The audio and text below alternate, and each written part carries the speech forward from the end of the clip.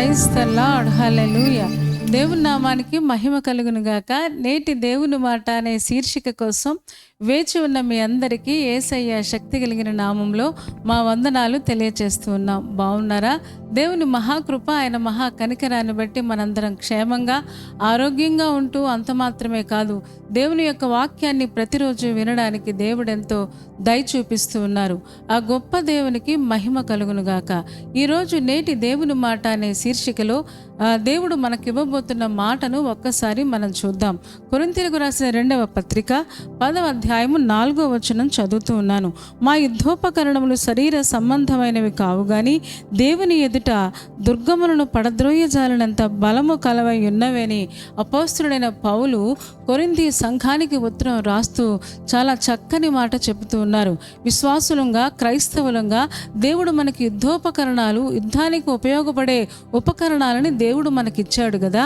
ఆ యుద్ధోపకరణాలంట శరీర సంబంధమైనవి కావు కానీ దేవుని ఎదుట దుర్గములను పడద్రోయజాలనంత బలము కలవై ఉన్నవి అని పౌలు గారు సంఘానికి చెబుతూ ఉన్నారు. ఎంత బలమైనవంటే ఎలాంటి దుర్గాన్నైనా అవి నేలమట్టం చేయగలం అన్నమాట.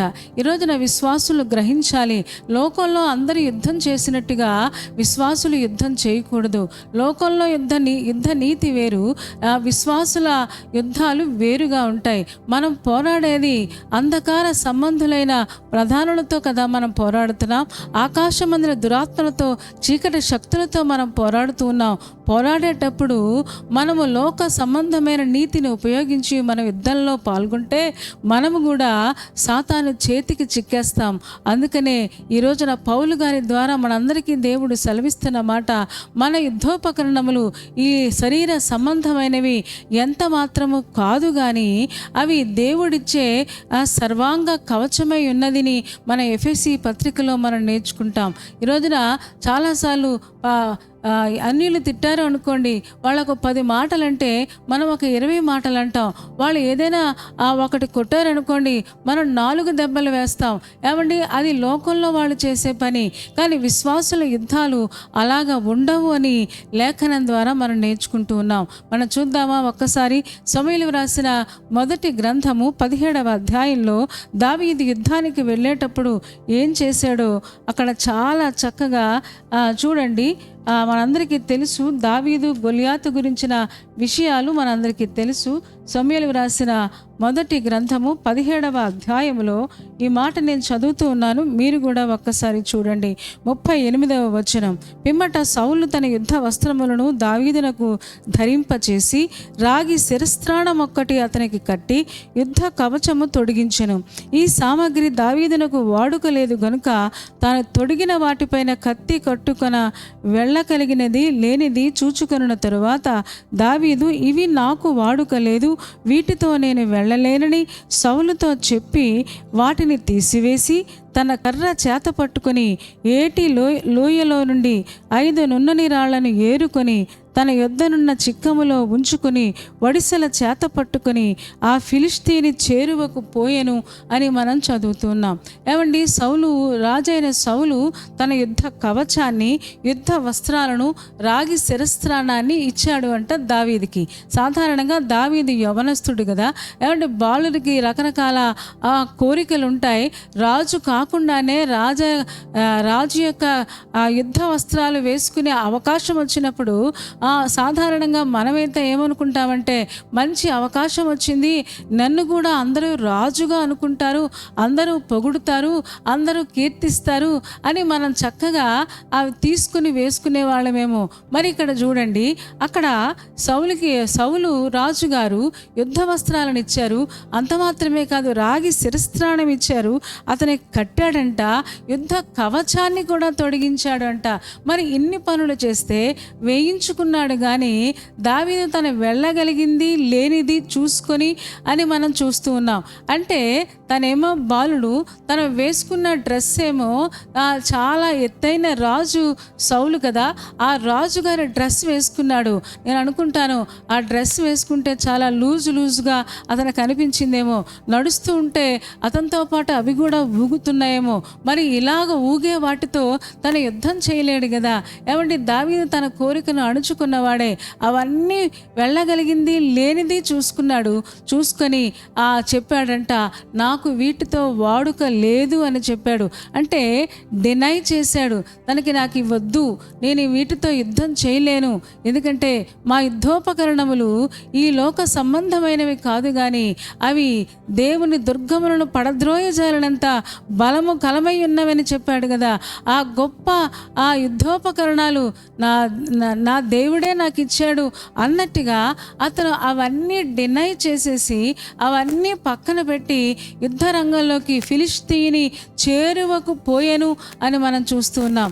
ఈ రోజున విశ్వాసుల పద్ధతి కూడా అంతే. క్రైస్తవ విశ్వాసుల పద్ధతి ఏంటి అంటే, యేసు ప్రభు అన్నారు, ఒక చెంప మీద కొడితే ఇంకొక చెంప చూపించమన్నారు. మన యుద్ధం లోక సంబంధంగా మనుషులు చేసినట్టుగా మన యుద్ధాలు చేయకూడదు. మన యుద్ధం అంతా కూడా ఆత్మ సంబంధమైన యుద్ధంలో మనం గెలవాలి అంటే, గొలియాతును జయించాలి అంటే, విజయానికి దగ్గరగా మనం వెళ్ళాలి అంటే మనము పాటించాల్సింది ఏంటి అంటే, ఈ లోక సంబంధమైన వాటిని మనము ప్రక్కకు నెట్టి ఆత్మ సంబంధమైన ఆయుధాలు ధరించుకొని మనం యుద్ధ రంగంలో అడుగు పెట్టాలని మనం నేర్చుకుంటూ ఉన్నాం. చూద్దామా ఒక్కసారి కొలస్సీలకు రాసిన పత్రిక 3వ అధ్యాయం 5వ వచనంలో మనం చూడగలిగితే అక్కడ చాలా చక్కనైన మాట రాయబడి ఉన్నట్టుగా మనం చూస్తాం. కొలస్సీలకు రాసిన పత్రిక 3వ అధ్యాయం 5వ వచనం నేను చదువుతున్నాను, మీరు కూడా చూడండి. కావున భూమి మీదనున్న మీ అవయవములను అనగా జారత్వమును, అపవిత్రతను, కామాతురతను, దురాశను, విగ్రహారాధన అయిన ధనాపేక్షను చంపివేయుడి. వాటి వలన దేవుని ఉగ్రత అవిధేయుల మీదకి వచ్చును అని అపోస్తలుడైన పౌలు గారే కొలస్సే సంఘానికి రాస్తున్నారు. భూమి మీద ఉన్న మీ అవయవాలని చంపివేయండి.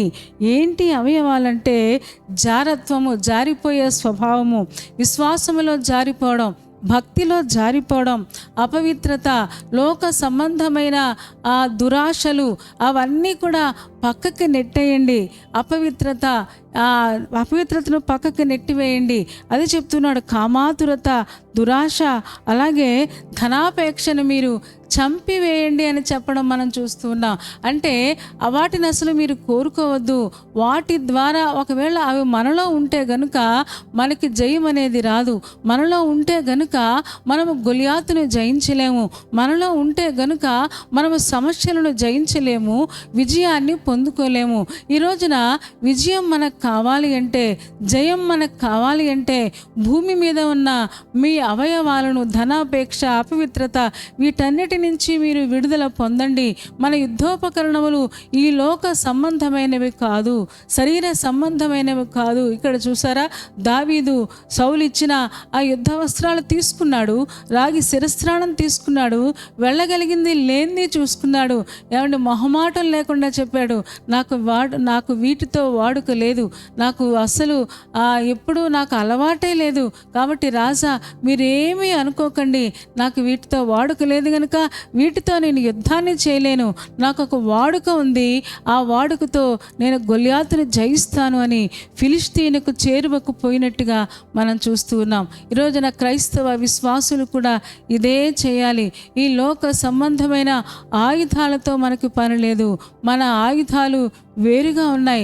ఆత్మ సంబంధమైన ఆయుధాలైన ప్రేమ, విశ్వాసము, ఆత్మ ఫలము మన అందరికీ తెలుసు కదా, ప్రార్థన, ఇవన్నీ కూడా మనం ధరించగలిగితే తప్పకుండా ప్రతి విషయంలో మనం జయాన్ని పొందుకోగలము.